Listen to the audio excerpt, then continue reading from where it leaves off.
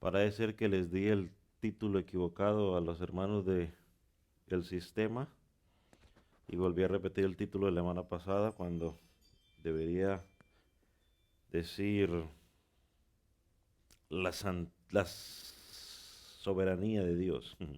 Pero dice eh, Crónicas 29, versículo 11, ¿ya lo tienen?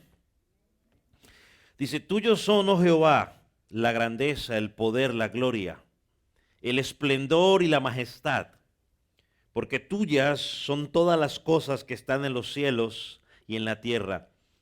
Tuyo es el reino, oh Jehová, tú te enalteces como cabeza sobre todo. Amén. Puede tomar asiento. Hoy seguimos en nuestro segundo estudio que nos ayudará a preparar nuestros corazones para entrar de lleno a lo que se conoce como la doctrina de la gracia. Y como lo mencioné la semana pasada, antes de comenzar, creo que hoy también lo voy a mencionar y si Dios nos da vida, cada vez que empecemos los estudios lo voy a mencionar para que quede claro desde el principio y para que no haya un mal entendimiento ni que pueda ser usado para decir otras cosas. Las doctrinas de la gracia no salvan a nadie. Las doctrinas de la gracia no son el Evangelio de Jesucristo. Las doctrinas de la gracia simplemente lo que nos permiten es entender mejor la forma, digamos, bíblica para entender cómo es que una persona es salva. Estas doctrinas lo único que hacen o tratamos al enseñarlas es de que nos lleven a Cristo, de que Cristo sea honrado y el hombre pues sea humillado. Entonces estudiar la doctrina de la gracia, cuando hablamos de estudiar la doctrina de la gracia, lo que queremos hacer es simplemente entender cómo Dios salva al pecador. Eso es lo que queremos buscar, cómo Dios salva al pecador y vamos a tratar de buscar la respuesta en la palabra de Dios. ¿Y por qué lo aclaro? Porque posiblemente hay personas que nunca han escuchado sobre estas doctrinas o que quizás han deseado adoptar pues la otra postura, ¿no? Porque hay otra postura, si la doctrina de la gracia son la respuesta a una postura que salió para contradecirla. Entonces, puede ser que esas personas hayan abrazado esa postura y eso no significa de que la persona no sea salva, porque una persona es salva simplemente ¿por qué? Por creer en Cristo. Entienda o no entienda el proceso, cómo se lleva a cabo, pero si la persona cree en la obra que Jesucristo hizo en la cruz del Calvario, bíblicamente pues es que salvo.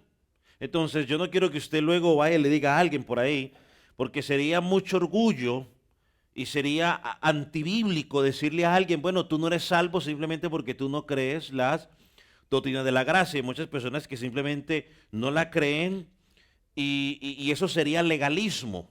¿Qué es legalismo? Bueno, el legalismo es cuando usted y yo queremos añadirle cosas a la salvación. Por ejemplo, sería decir, si yo le digo, es que usted es salvo porque usted cree en Cristo, Cristo más la doctrina de la gracia, bueno, eso es legalismo. Si yo le digo a usted, o como dicen algunos, bueno, los judaizantes dicen, bueno, Cristo más la circuncisión, bueno, eso es legalismo. Otros dicen Cristo más el día sábado, bueno, eso es legalismo. Cristo más las raíces hebreas, bueno, eso es legalismo. Cristo más la ropa, eso es legalismo, ¿no? Cuando hablamos de las 5 solas dijimos que solamente es que Cristo, solo gracia, sola fe, sola palabra. Entonces, eso es legalismo. Yo varias veces he dicho, es que ese no es salvo, ¿no? Pero yo he dicho que no es salvo simplemente porque sus frutos no están demostrando qué, lo que dice la palabra. Si alguien dice que es cristiano, pero pues vive contrario a lo que la palabra dice, vive practicando los deseos de la carne, pues tenemos evidencias bíblicas para decir que esa persona no es salvo. Pero usted nunca me va a escuchar decir que porque esa persona no cree en la doctrina de la gracia, no es salva porque entonces eso no es bíblico. Eh, Recuerde que la salvación no es por entender un tema en particular. La salvación es por creer en el sacrificio que Jesucristo hizo. ¿En dónde? En la cruz del Calvario. Es cuando yo llego a la convicción de que soy un pecador, que estoy en bancarrota espiritual, y es cuando soy lavado por la sangre de Cristo, limpiado por la sangre de Cristo. Yo llego a Cristo en fe y en arrepentimiento, y eso pues me hace encontrar la salvación. Y un ejemplo que yo quisiera quizás compartir, digamos, para poder explicar esto a través de un ejemplo, es cuando mi abuela falleció más o menos hace unos 3 años. Yo no recuerdo si fue ese mismo día o al día siguiente. Yo hablé con mi mamá, la llamé a Colombia para hablar con ella sobre lo que estaba pasando, y ella me dijo que la noche antes de que mi abuela falleciera, ella pues ya no podía hablar, y que vio en mi abuela como que quería decir algo pero no decía, y mi mamá llorando me decía: yo no sé si mi mamá se arrepintió antes de morir. Yo no pude cerciorarme de eso. Yo no le dije que orara para pedir perdón. Y entonces mi mamá se sentía un poco como cargada por eso. Yo le dije: mami, yo creo firmemente que mi abuelita murió en Cristo. Y le digo esto más porque pues todos vimos el testimonio de vida de mi abuela. Y le dije: usted puede hablar con cualquiera de mis primos, y a todos mis primos, incluyéndome a mí, mi abuela cuando tenía la oportunidad nos hablaba de Jesucristo. Oraba con nosotros, nos enseñaba versículos bíblicos. Entonces yo estoy convencido de que mi abuela está con el Señor. Mami, estése tranquila. Ahora, no le dije eso en ese día, y quizás cuando lleguemos a esta parte lo voy a decir, pero yo creo que el 95% de las personas que se mueren, el 95% de las personas que se mueren antes de morir no tienen la oportunidad de arrepentirse.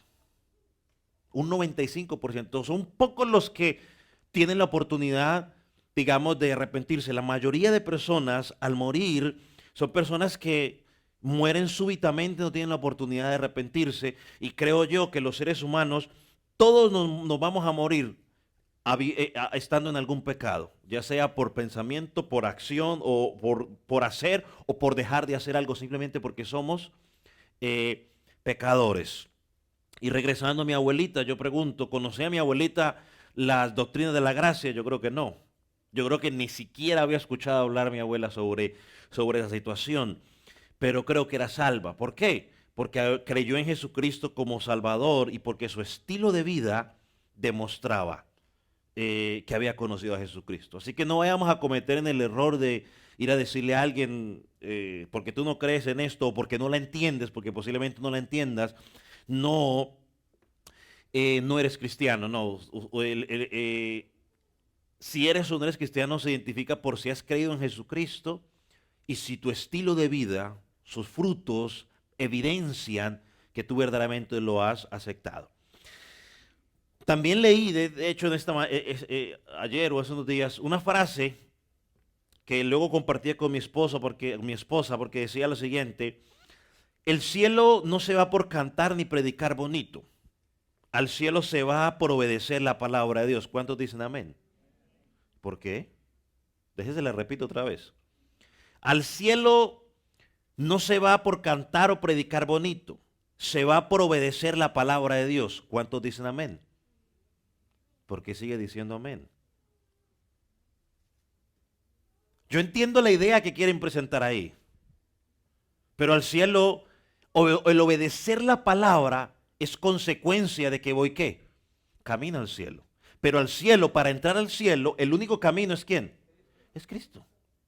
O sea, suena bonita la frase y quizás quieren expresar, pero usted no va al cielo por obedecer la palabra de Dios. Usted va al cielo porque creyó en Cristo como ¿qué?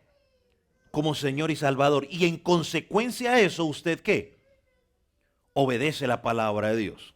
Entonces son situaciones y entonces cuando yo vi la frase, todo el mundo, amén, amén, amén, y amén para acá. Entonces yo dije, con todo respeto les digo a los que yo casi no me meto en eso, pero dije: entiendo lo que quieren decir, pero la forma correcta para decirlo es: el cielo no se va por cantar ni predicar bonito, al cielo se va por creer en Cristo Jesús. Y como consecuencia, usted va a obedecer la palabra de Dios. Así que entrando en materia, la semana pasada hablamos sobre la santidad de Dios y perdona a los hermanos que le mandé el título equivocado. La santidad de Dios. Y dijimos que la santidad de Dios apuntaba a lo elevado que está Dios de nosotros. Dios está aquí, nosotros estamos aquí. Dios no peca, nosotros pecamos. Apunta a la separación que hay entre Dios y nosotros. Y hoy vamos a hablar de la soberanía de Dios. La soberanía de Dios apunta a que Dios hace todo lo que Él quiere y nadie puede cuestionarlo. Esa es la soberanía de Dios. Es una forma fácil de entender. Dios es soberano, amén. Y muchas veces el cristiano dice, Dios es soberano, amén. Pero quizás no sé si entendamos qué significa eso. Cuando usted está diciendo que Dios es soberano, lo que usted está diciendo es que Dios hace todo lo que Él quiere y nadie puede cuestionarlo. Mi esposa me puede cuestionar a mí. Yo la puedo cuestionar a ellas. Yo como pastor puedo ser cuestionado por un creyente en algún momento. Yo como pastor puedo cuestionar a algún creyente en un momento. Pero ni yo ni usted podemos cuestionar a quién. A Dios. El presidente puede ser cuestionado por el Senado. El Senado puede ser cuestionado por la Cámara. Todo el mundo aquí en la tierra tiene a alguien que lo puede cuestionar. Al único que no se puede cuestionar es a Dios. Eso es soberanía. Y lo interesante es que cuando usted piensa en la soberanía en el pasado, en general la gente entendía lo que era la soberanía. Cuando usted lee la historia de los predicadores del pasado, la soberanía de Dios no faltaba en sus predicaciones. Ellos enfatizaban en sus púlpitos lo soberano que era Dios.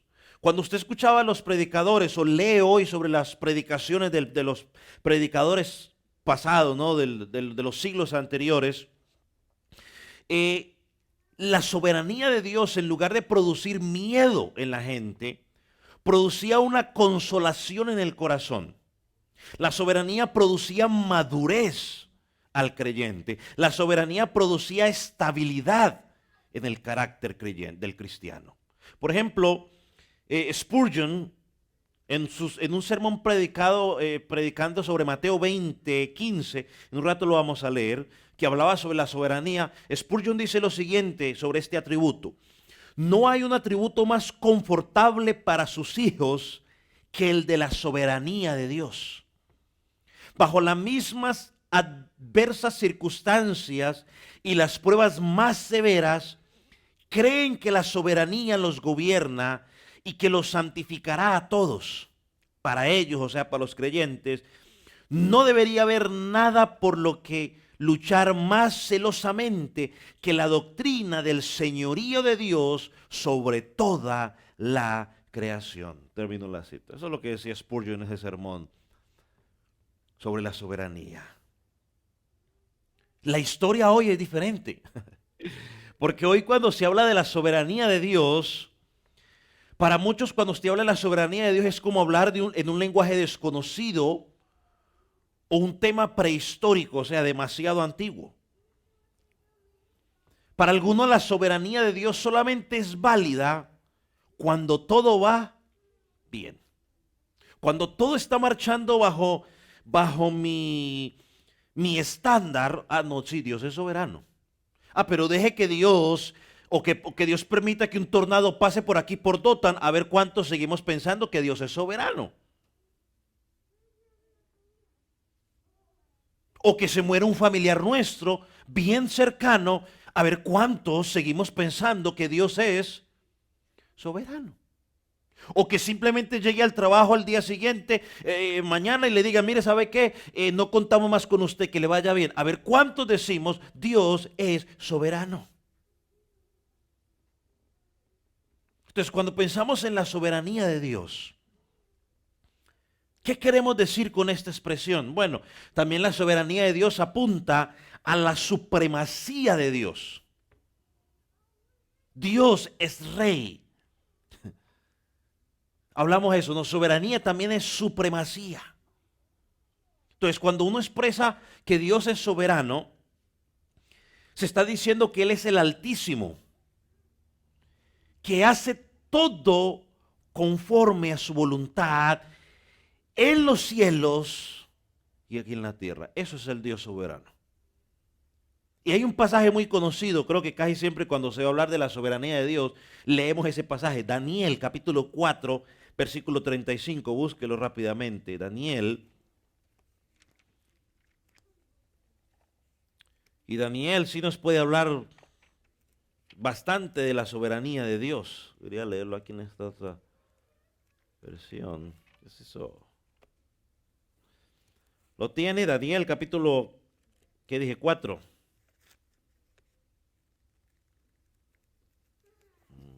Bueno, lo leo aquí en este.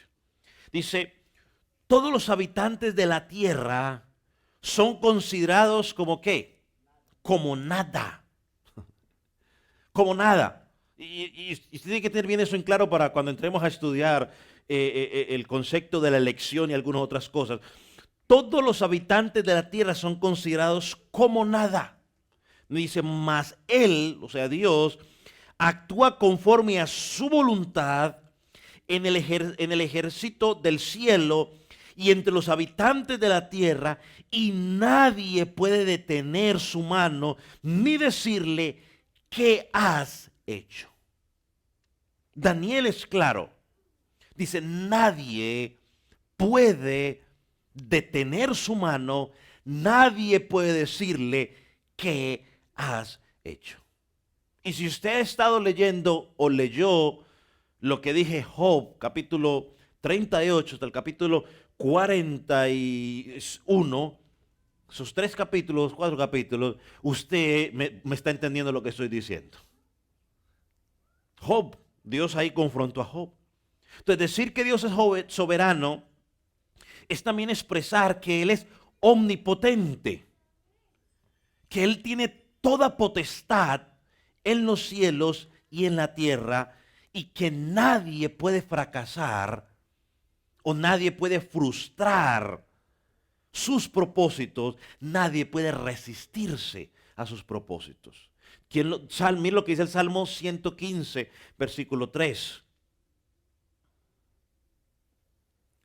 Dice, nuestro Dios está en los cielos, todo lo que quiso ha hecho. Todo lo que quiso ha hecho. Es el único que puede hacer todo lo que quiere. El salmista dice, todo lo que él quiso, lo ha hecho. Miren cómo lo traduce la traducción lenguaje actual. Dice, pero tú estás en el cielo y haces todo lo que quieres. Esa es la soberanía de Dios. Él hace lo que Él quiere, cuando Él quiere y a la hora que prefiere. Y nadie le puede decir por qué lo haces. Decir que Dios es soberano también es expresar que Él enseñorea o gobierna todas las naciones. Lo dice Salmos 22, versículo 28. Porque de Jehová es el reino y Él regirá a las naciones. Él gobierna. Decir que Dios es soberano también es expresar que Él es solo poderoso. Primera de Timoteo 6:15. Dice, lo cual a su tiempo mostrará el bienaventurado y solo soberano, Rey de reyes y Señor de señores. Entonces, esto nos permite ver unos cuantos pasajes, nos permiten ver que las Escrituras nos presentan a un Dios que es totalmente soberano, diferente al Dios que nos presentan hoy en muchos lugares. Y usted dice, pastor, ¿por qué lo presenta de esa manera? Bueno, porque tristemente hoy el concepto de la soberanía de Dios, la deidad de Dios que se tiene hoy, es una caricatura. Es un Dios frágil, y cuando digo ese Dios lo estoy diciendo con D minúscula.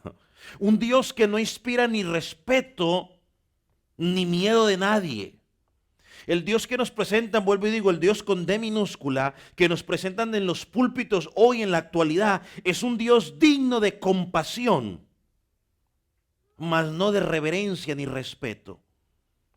La gente dice, es que Dios no obliga a nadie. Es que Dios es un caballero. Dios está a la puerta ahí esperando que tú lo dejes entrar. Y muchas veces dicen, mira, es que imagínate que como si Dios estuviera afuera tocando en la puerta y está lloviendo y se está mojando. ¿Tú qué harías? Bueno, déjalo entrar a Dios. Y yo tengo que reconocer que quizás en algún momento utilicé o dije esa expresión. Algunos dicen, es que Dios quiere salvar a la humanidad, pero la humanidad, los hombres, se niegan a que Dios los salve. Bueno, pensar de esta manera equivale a decir de que la voluntad del Creador es impotente y que la voluntad del hombre es omnipotente. Cuando yo digo, no, si es que Dios quiere, pero yo no quiero. Bueno, yo estoy diciendo entonces que la voluntad de Dios está sujeta ¿a qué? A mi voluntad. No, hermano, cuando Dios quiere, si no, pregúntele a Jonás. Jonás dijo, que no quiero. Dios dijo, no quiere, a ver si no quiere. ¿Qué tal que si yo hubiera, bueno, esperemos entonces a ver qué dice Jonás. A ver a cuándo Jonás quiere hacerlo. Otro ejemplo podría ser Abraham. Cuando Abraham fue y mintió y dijo que era su media hermana, ¿qué hizo Dios? Dijo, bueno, dejemos que Abraham diga que es su media hermana. Dios dijo, no, eso no es así. Dios le habló ¿a quién? Al faraón a este hombre, para que reaccionara. Entonces, hermano, no podemos pensar que la voluntad de Dios está sometida a la voluntad del hombre. Por ejemplo, y perdóneme, pero ese tipo de decretar y declarar esas cosas raras, ese invento, hermano, eso es una violación a la soberanía de Dios. Cuando yo digo es que yo decreto que no va a llover más, entonces le estoy diciendo al Creador que ahora tiene que hacer lo que la criatura quiere. Que la criatura quiere que no llueva.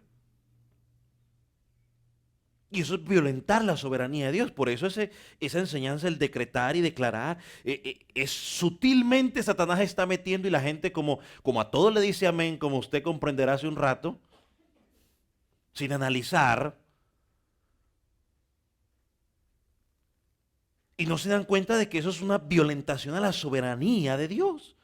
¿Desde cuándo la criatura le dice al Creador qué es lo que tiene que hacer? ¿Cuándo lo tiene que hacer y a qué hora lo tiene que hacer? Y solamente he leído unos cuantos versículos que demuestran que todo lo contrario.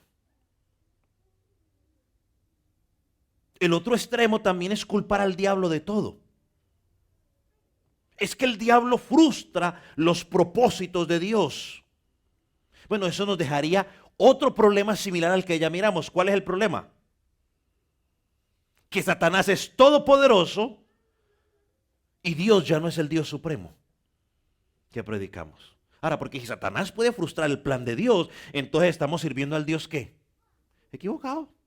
Porque tenemos que estar con el Todopoderoso. Si Satanás puede frustrar el plan de Dios, mire, y cuando pensaba en esto yo recordé cuando iban a crucificar a Jesús. Estos líderes religiosos no lo querían crucificar en la Pascua para poder celebrar su Pascua. Pero es que el plan de Dios no era eso. El plan de Dios era que Cristo tenía que morir como el Cordero ¿qué? Pascual.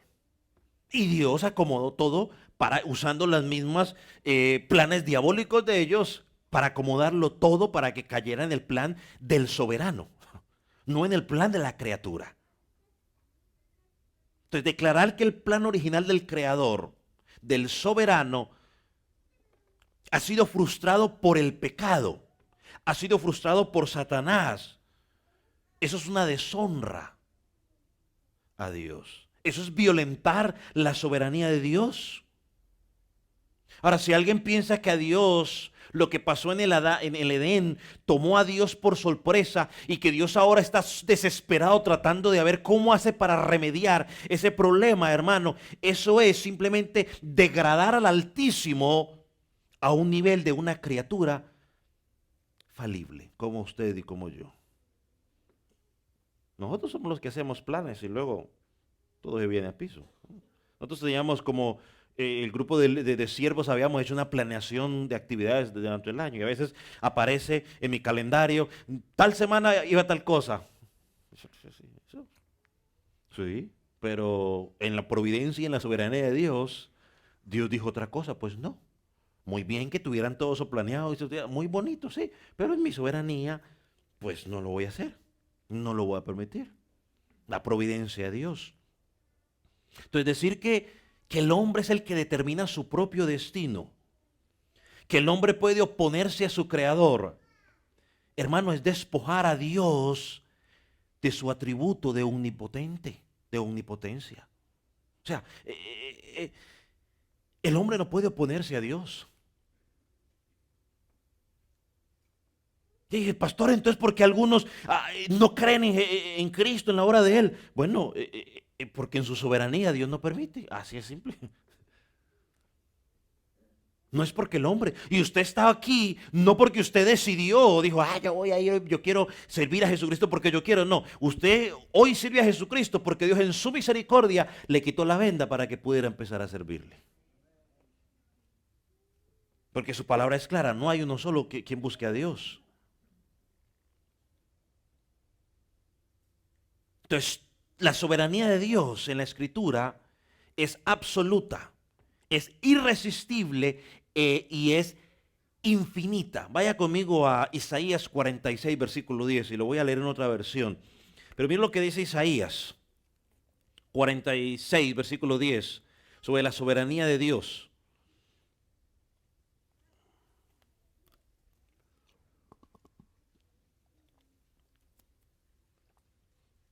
¿Lo tiene? Dice, yo anuncié, ¿desde cuándo? ¿Desde ayer? Desde el principio. ¿Qué va a pasar al final? Y doy a conocer el futuro desde mucho tiempo antes. Les aseguro que todos mis planes, ¿cómo? Se cumplirán tal como yo quiero. Todos mis planes se cumplirán tal y cual como yo quiero. La soberanía de Dios, hermano, es absoluta, irresistible, es infinita. Entonces, hermanos y amigos, cuando decimos que Dios es soberano, estamos afirmando el derecho que Dios tiene para gobernar su creación según su agrado. Y hay que entender que Dios creó el mundo para su gloria.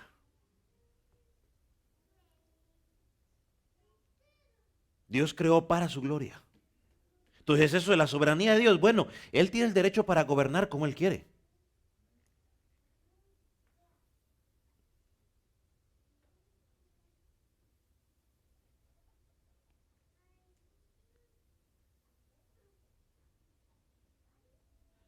Él gobierna como Él quiere.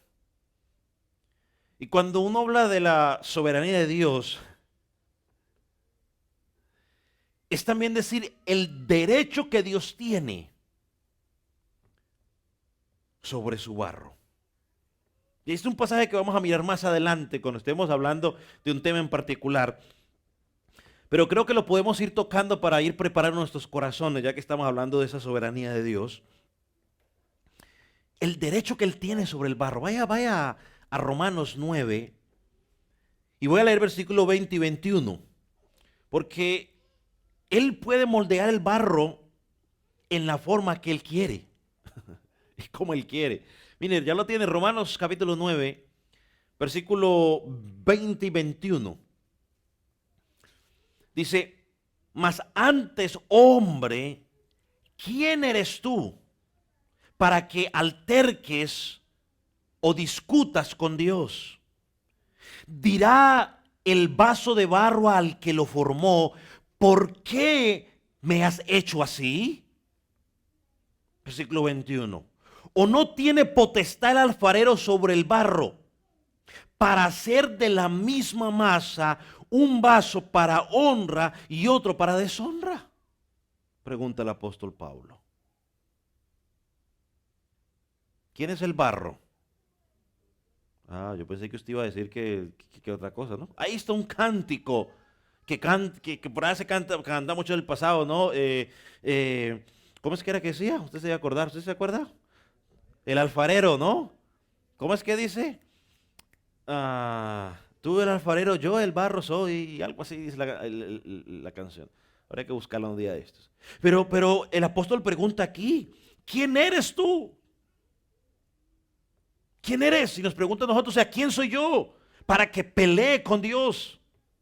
Y hay gente que a veces pelea con Dios por algunas cosas que pasan. O algunas cosas que no entiendan. Y se lo digo porque yo sé que cuando lleguemos a un tema en particular, esta doctrina, algunos van a empezar a discutir con Dios y decirme, pero pastor, ¿pero por qué? Bueno, pues porque Él es Dios.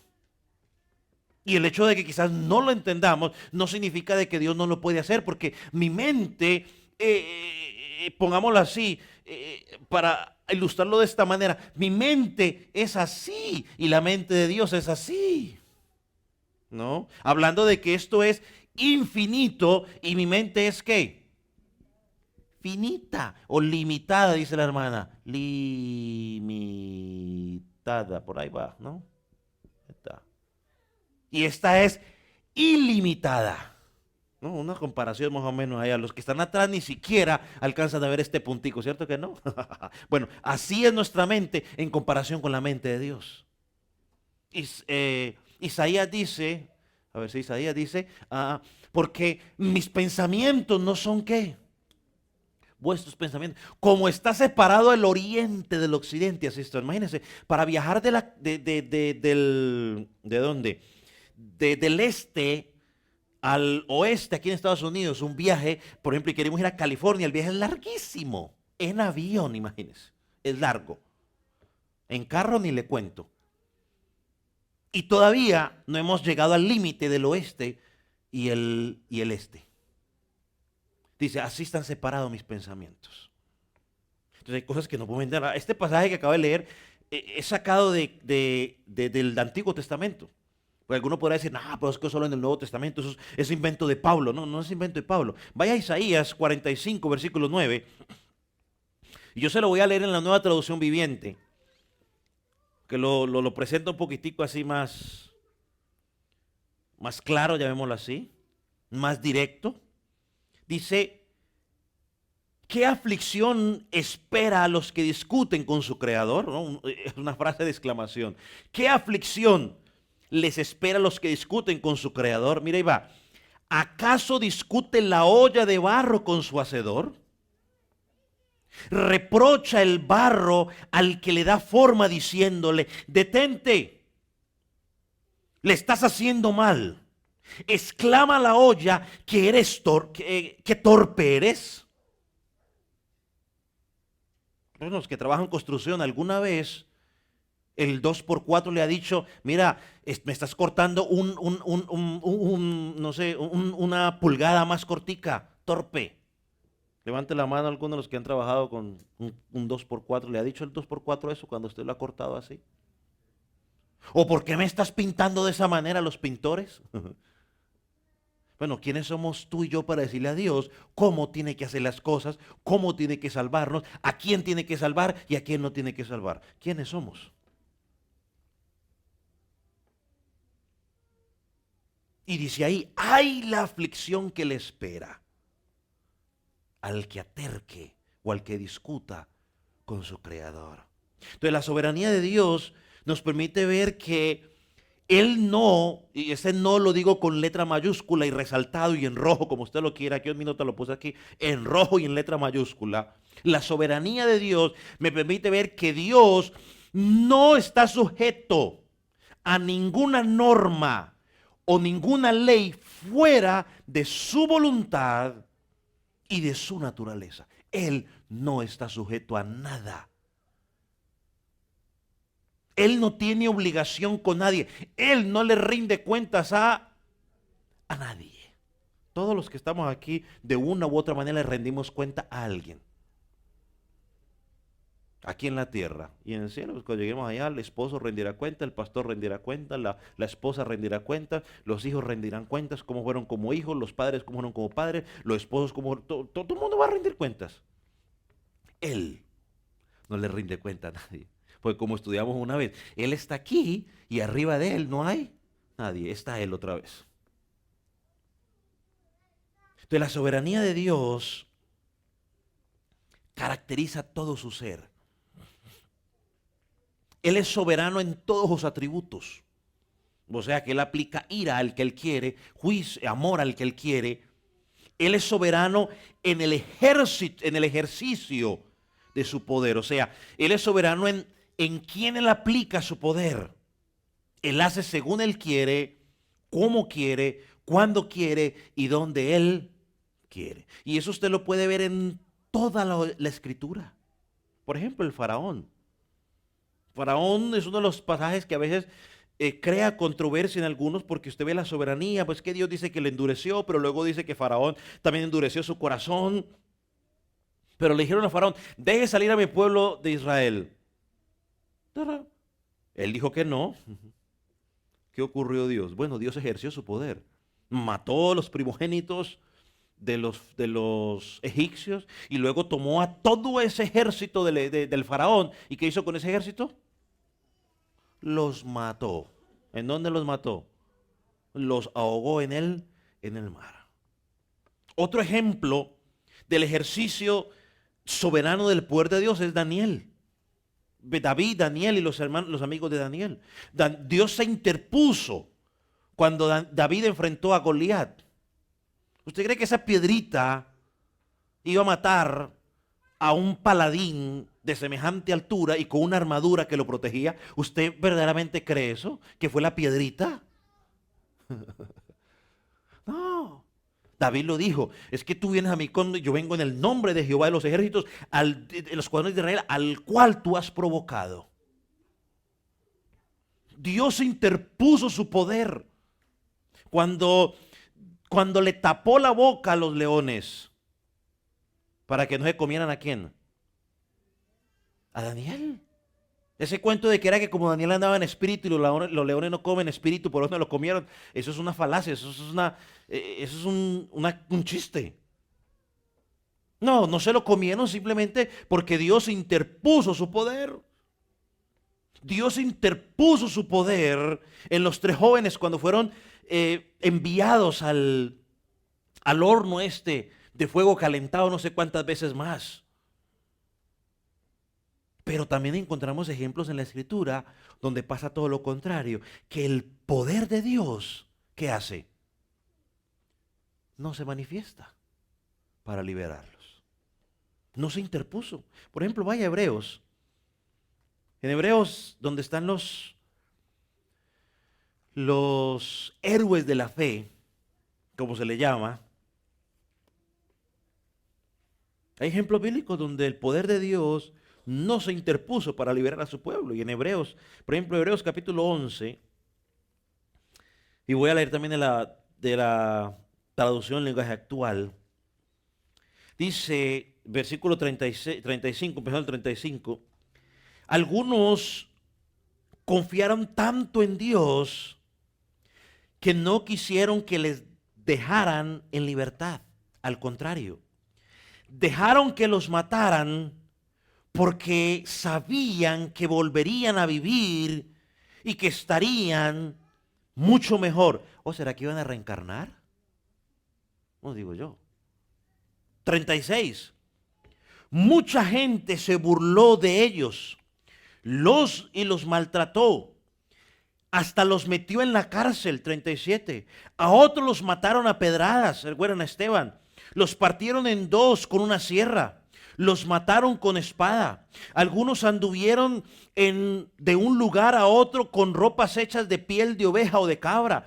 Eran pobres. Oh, perdón, yo creí que la prosperidad. ¿Y qué pasó con la prosperidad? Dice, eran pobres, estaban tristes, habían sido maltratados. La pregunta es, ¿y por qué a Daniel sí ¿Por qué a David sí? ¿Por qué a estos tres jóvenes sí? ¿Y por qué a estos no? ¿Por qué estos no fueron liberados como los demás? ¿Por qué a estos se les permitió que siguieran viviendo de esa manera en pobreza? ¿Por qué Dios interpuso su poder libertador sobre algunos y a estos no los rescató? ¿Por qué Dios permitió que Esteban fuera apedreado mientras Pedro permitió que fuera liberado de la cárcel? ¿Por qué? Bueno, la respuesta es la misma, la que no les gusta a muchos. Porque Dios es ¿qué? Soberano y ejerce su poder como Él quiere. La Biblia nos deja claro, hermano, que Dios no derrama su poder igual sobre todas sus criaturas. ¿Por qué no lo hace, pastor? La misma respuesta, porque Dios es soberano.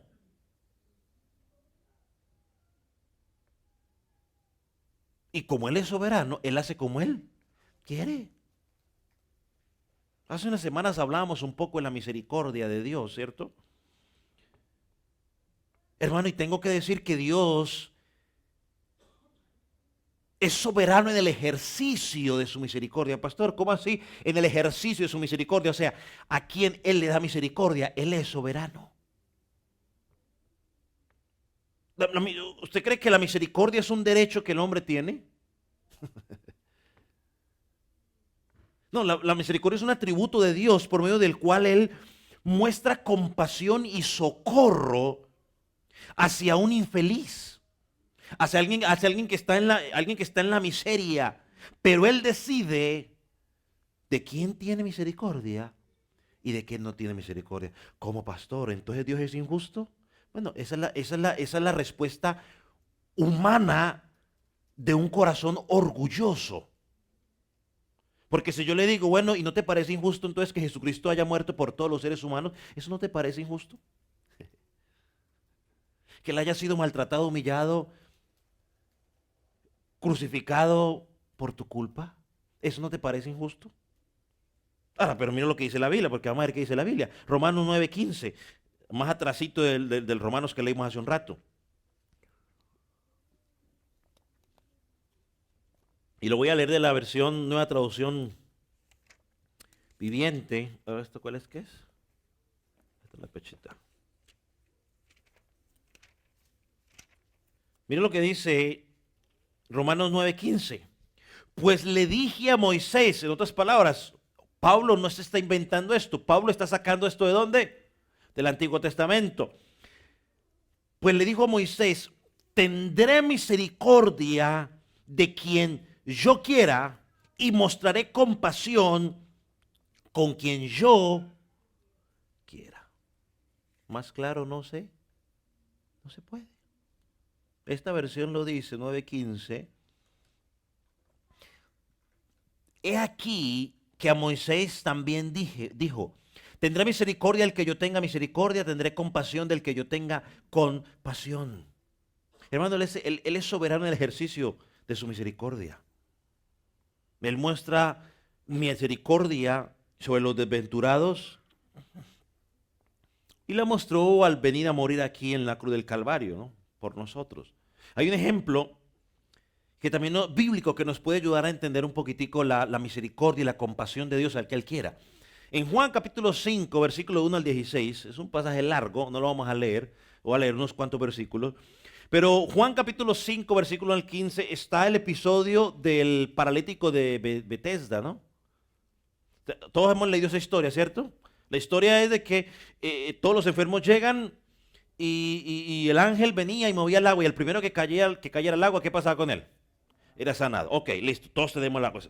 Entonces en la fiesta judía, que estaba en ese momento, dice el pasaje, que Dios llegó al estante ese de Betesda y se nos dice allí que había un solo enfermo. ¿Cuántos han leído ese pasaje? ¿Habían cuántos? Bueno, es más, usted no necesita ni siquiera leerlo. Le voy a poner historia. Si usted sabe que ahí, que todo enfermo que toque el agua, después de que el agua se mueve, es sanado, ¿cuántos enfermos cree usted que debieron haber estado alrededor de ese lago? Ok, muchos, listo, se ve fácil. Entonces, había una cantidad de enfermos, dice que había una multitud de enfermos, habían ciegos, habían cojos, habían paralíticos y quién sabe qué todo tipo de enfermedad. Eso es solamente lo que la Biblia nos describe, pero yo creo que habían ahí hasta sordos, no sé, había de todo tipo de enfermedad. Los, los, los enfermos esperaban que el ángel moviera, pero dentro de ese grupo había alguien que tenía 38 años, que era un paralítico. Y me imagino yo que llevaba muchos años, igual que muchos otros enfermos allí. Yo creo que también puede haber gente con mucho más años de edad ahí, esperando el momento de sanidad. Pero entre la cantidad de enfermos, súmele la gente que seguía a Jesús. O sea que había una muy buena oportunidad para que el coronavirus se esparciera. Ahí está, mire, mucha gente. Ahorita que estamos hablando del coronavirus. Pero mire lo que hace en el versículo 6. Ahora sí búsquelo, lo va a ver usted al frente. Jesús se fijó en uno solo.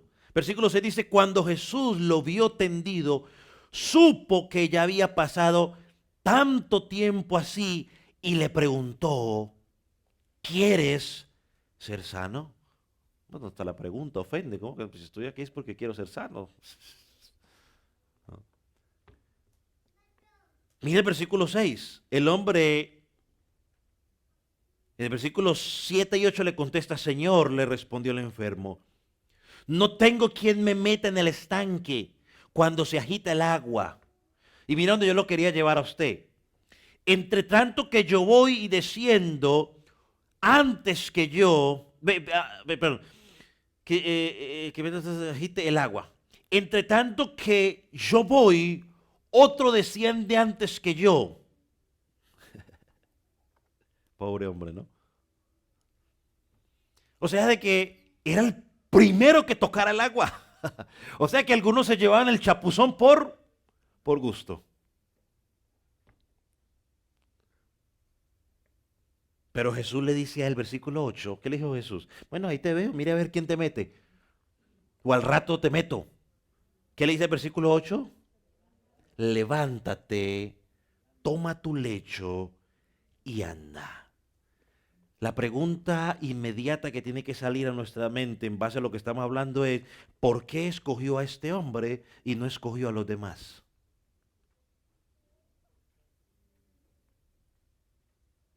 En ningún momento el texto se nos dice que el hombre levantó la voz y dijo, oh, tú eres Jesús, mira Jesús, heme aquí, ayúdame, échame al agua.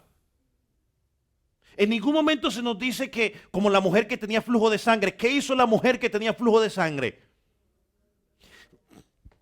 Eso dio patadas, empujones y dijo, y si tan solo tocara el borde. No, aquí no dice nada. Se dice que el tipo estaba ahí tendido, porque estaba tendido, paralítico, esperando a ver si de pronto alguien se apiadara de él y cuando muriera en el agua lo tirara allá. Y si no era el primero, pues se ahogaba, porque si era paralítico, pues pobre, pues, estaba en la miseria total. No se nos dice. No hay nada que sugiera eso. En ninguno de los evangelios, usted lo puede leer la historia en los evangelios, no hay nada que lo sugiera. Tampoco se nos dice de que este hombre poseyera un derecho. Alguien me puede decir, pastor, lo que pasa es que era paralítico. Bueno, pero había unos ciegos mudos. Pues, ¿quién merece más? ¿El sordo o el ciego? ¿O el paralítico? Pues todos, digo yo, todos. Cristo pudo sanar a todos los que estaban ahí. Claro que sí. Sin embargo, ¿sanó a cuántos? A uno. Hermano, volvemos a lo mismo. Simplemente Cristo ejerció su soberanía para hacer lo que Él quería y mostrarle alivio al que Él quería y al resto los dejó en su condición en la que estaban. Igual.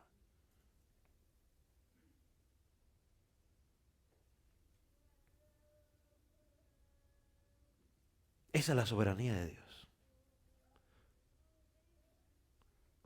Y ahí donde usted y yo quedamos, pero ¿quién le dice algo? Ahora, Él es soberano también en su gracia. La gracia, como todos lo sabemos, la gracia es que el favor mostrado de Dios hacia el que no lo merece. O sea, no merecía a nadie. Aunque bueno, si somos estrictos, por lo menos los seres humanos sí merecíamos algo. ¿Qué merecíamos? ¿O qué merecemos? El infierno, ¿no? La muerte eterna, separados de Dios eternamente. Pero la gracia, definida como ese amor inmerecido de Dios, por lo tanto, si es y yo quiero que vaya conmigo en esto y lo tenga claro, si la gracia es inmerecida, nadie puede reclamarla. Porque es que inmerecida. O sea, nadie puede reclamarla. O sea, al que Dios lo sacó del hoyo, no puede reclamar ni ufanarse. "Ah, es que a mí sí me sacó", porque no lo merecía. Y al que quedó en el hoyo tampoco puede reclamar, "¿por qué no me sacaste a mí?", porque tampoco lo merecías.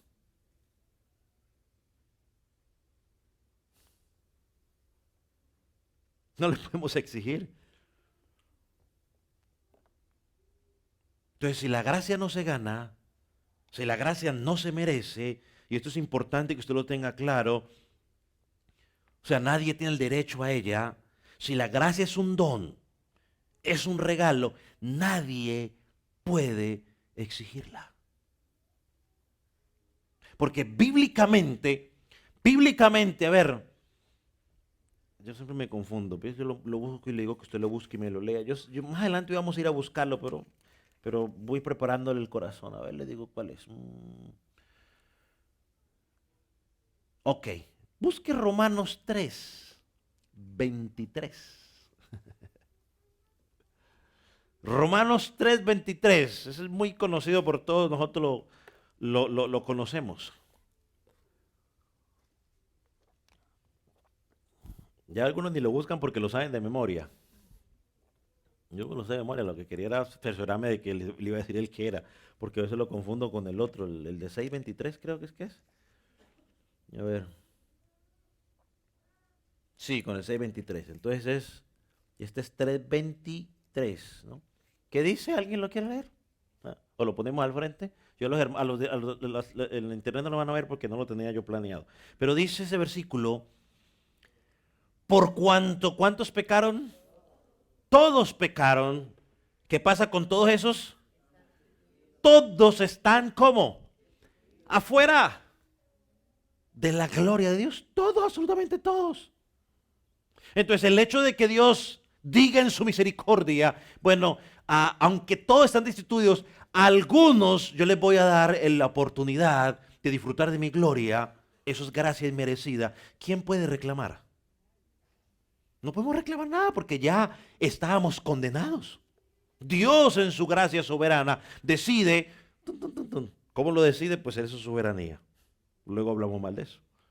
Entonces, y si a mí me saca, yo no puedo ufanarme y mirar al otro por el ojo, no tengo que estar es más agradecido todavía y más humilde tengo que ser. En lugar de llenarme de orgullo, es de humildad, porque aunque no lo merecía, Dios me lo dio. Entonces, es un regalo, nadie puede exigir porque es un regalo. Entonces, puesto que la salvación es por gracia, es un don gratuito de Dios, Él lo concede al que Él quiere. Y esto es importante. Porque tristemente muchas personas no se les ha concedido ese don de salvación.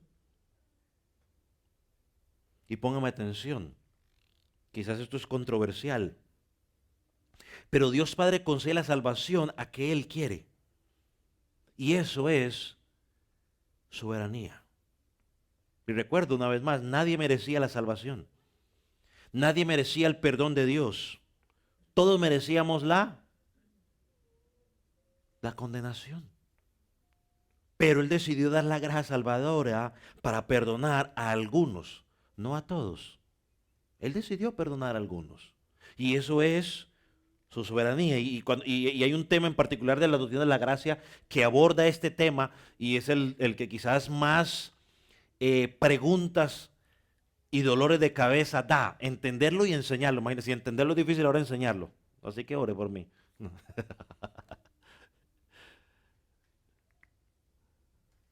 Hubiera sido fácil para Dios enviar legiones de ángeles a el universo, a todo el mundo, para anunciar el evangelio, para anunciar el nacimiento de su hijo. ¿Pero lo hizo? No. Hubiera sido fácil para Dios permitir de que toda la humanidad viera la estrella. ¿Vio toda la humanidad la estrella? Algunos ni se enteraron. ¿Por qué no lo hizo? Bueno, porque Él es soberano. Concede sus favores como Él quiere y cuando Él quiere. Vaya a Mateo 20:15, que es el pasaje que dije hace un rato. Y vuelvo a digo, el ejercicio de la soberanía, de la gracia de Dios hacia los hombres, se ve en toda la Escritura, desde el principio hasta el final. Siempre en la Escritura, mientras usted busca, ha habido una elección. ¿Qué hizo Abraham para que Dios lo eligiera? ¿Qué hizo Moisés para que Dios lo eligiera? ¿Qué hizo David para que Dios lo eligiera? ¿Sí ve? Mateo 20:15, mira lo que dice: no me es lícito hacer lo que quiero con lo mío. No me es lícito. Pregunta el Señor Jesús ahí. Por ejemplo, a la hora de repartir los dones. A veces uno escucha gente, bueno, por lo menos quizás mucho aquí no, pero cuando usted está en círculos más carismáticos, usted escucha a la gente orando por dones en particular. Señor, dame tal don, dame tal don, dame esto y lo otro. Bueno, la Biblia dice en 1 Corintios 12:11 que Él reparte los dones en particular como Él quiere y a quien quiere. Y es que yo quiero este don, no es que no se trata de cualquiera y usted. Se trata del que Dios le quiso dar. Y diga amén y use ese don que Dios le dio. Pero usted escucha a esa gente muy típico ahí. Dios, que dame tal don y que yo ayuno. Y ayunan hasta 30 días porque quieren un don en particular. Hacen el ayuno de Daniel porque quieren el ayuno en particular, ese particular. Bueno, pues que ayunen todo lo que quieran. Pero Dios en su soberanía y voluntad le dio el don que Él quiso, no el que usted quiere. Entonces, pelear con la soberanía de Dios, hermanos, en otras palabras, es querer sacar a Dios de su trono. Eso es pelear con la soberanía de Dios. Querer sacar a Dios de su trono. Y tristemente los seres humanos somos buenos en hacer eso. Déjeme terminar con este pasaje que más adelante en la parte del estudio lo vamos a estudiar, pero quiero leerlo en esta mañana, en esta tarde, perdón. Deuteronomio 29:29. Como conclusión a nuestro estudio y preparación a lo que vamos a seguir viendo. Deuteronomio 29:29, lo voy a leer en dos versiones, la Nueva Traducción Viviente y en la Reina Valera. Dice, bueno, leamos en la Reina Valera primero, que todos lo tienen. Las cosas secretas pertenecen a Jehová nuestro Dios, mas las reveladas son para nosotros y para nuestros hijos para siempre, para que cumplamos toda la palabra de esta ley. Nueva Traducción Viviente. Hay cosas que Dios mantiene en secreto y que solo Él conoce, pero a nosotros nos ha dado todos esos mandamientos para que nosotros y nuestros descendientes lo obedezcamos para siempre. Hermano, hay cosas que nuestra mente finita, aquí chiquitica, mírela. Hay cosas que nuestra mente finita no entenderá en relación a Dios y cómo Dios obra. Pero hemos sido llamados a entender, no hemos sido llamados a practicar lo que sí entendemos. Hay cosas que no vamos a entender, pero no significa de que Dios no sepa lo que está haciendo. Preguntas, dudas, pregunta, hermano micrófono, por favor, hermano micrófono, hermano el micrófono. El hermano allá que tiene una preguntita. Ahí atrás, no, hermano, lo veo como muy slow.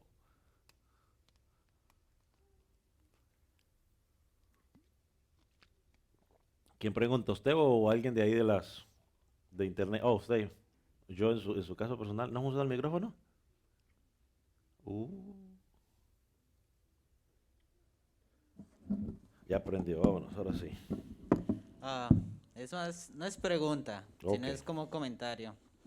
Am, yo creo que muchos de nosotros a veces no nos damos cuenta qué tan soberano es Dios, ¿no? Por ejemplo, yo era uno de ellos. A mí me llama mucho la atención el universo.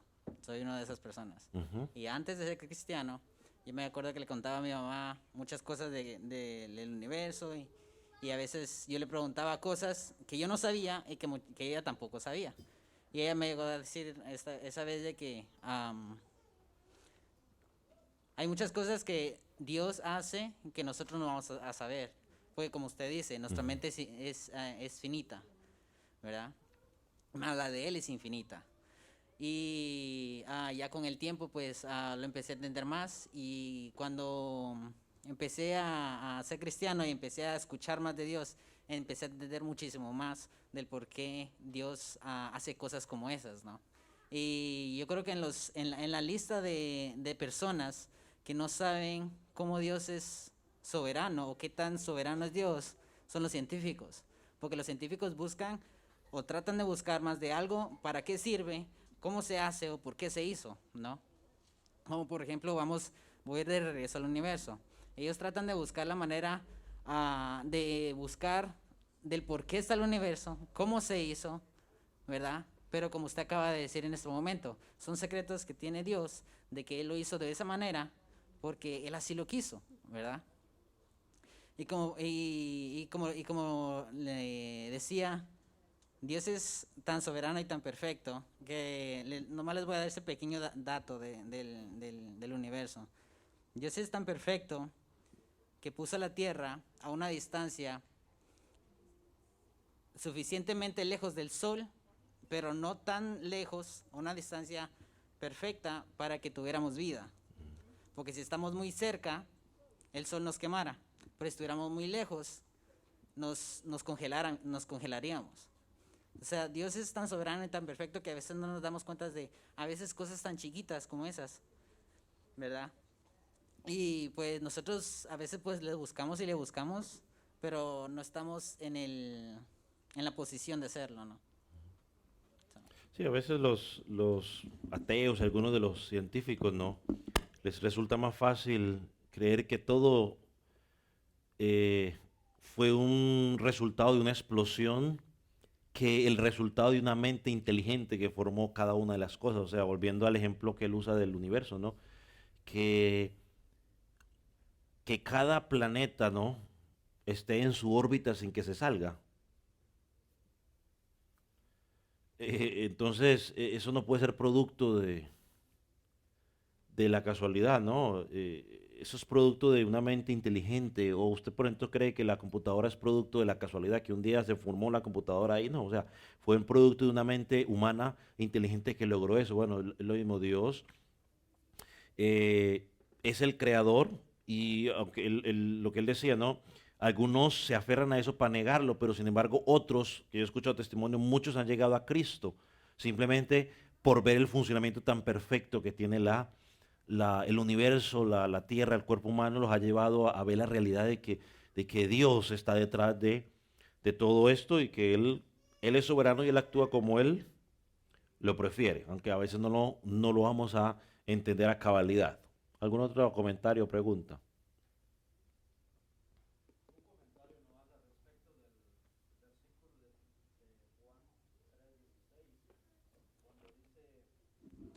Porque de tal manera amó Dios al mundo que ha dado a su Hijo unigénito. Ujú. Alguien dijo una vez que si Dios amó mucho al mundo, si Dios amó tanto al mundo, ¿por qué no salva a todos? Entonces, la respuesta está en el mismo versículo, ¿sí? Porque en el mismo versículo dice que solo aquel que Ok. cree, ¿sí? Entonces, entonces vemos la soberanía de Dios ahí en ese versículo. Pero esa persona pues no había entendido eso y yo en ese momento pues también no lo había entendido también porque apenas estaba pues empezando a leer la Biblia, ¿no? Entonces, y yo creo que esta es una enseñanza muy, muy edificante para todos nosotros, que no, pues hay enseñanzas que personalmente no he entendido y es muy bueno para edificarnos unos a otros. Ese es mi comentario nomás.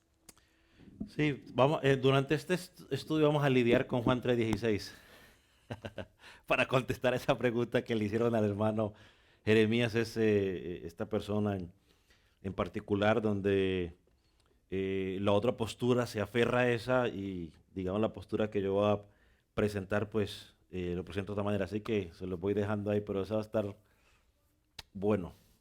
¿Alguna otra pregunta o comentario sobre la soberanía de Dios?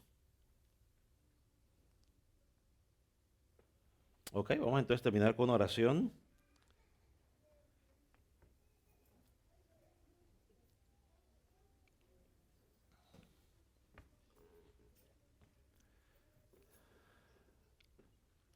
Padre del cielo, te damos gracias porque hoy podemos ver a grandes rasgos, Señor, un tema tan vasto, Señor, quizás infinito para nuestra mente limitada, para nuestra comprensión, pero, Señor, una idea sacamos clara es de que tú eres el más alto, fuera de ti no hay otro, que tú tienes el control sobre el barro, sobre las vasijas que tú mismo creaste, sobre la creación.